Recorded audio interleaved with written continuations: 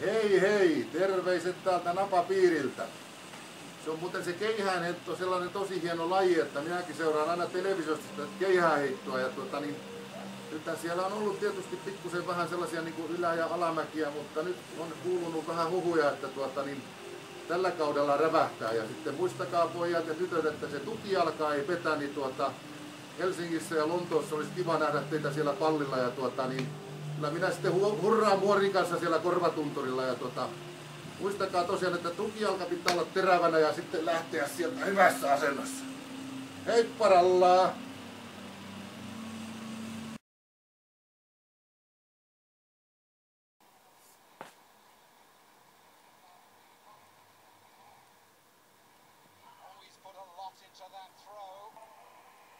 Went a very long way beyond the 80-metre line. There isn't, unfortunately, a 90-metre sector.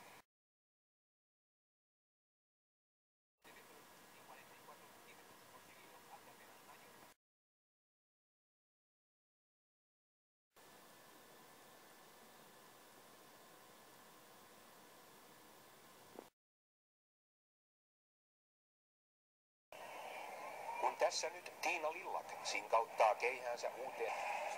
Kuinka sinä, Tiina, tulit maailmanennätysnaiseksi?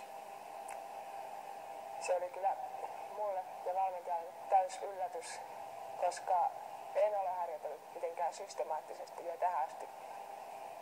Et vasta tänä syksynä alkaa systemaattinen harjoittelu.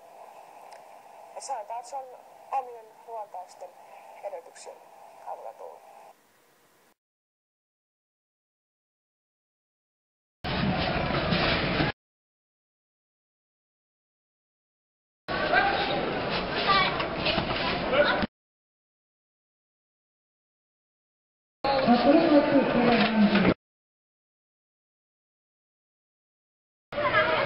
Ja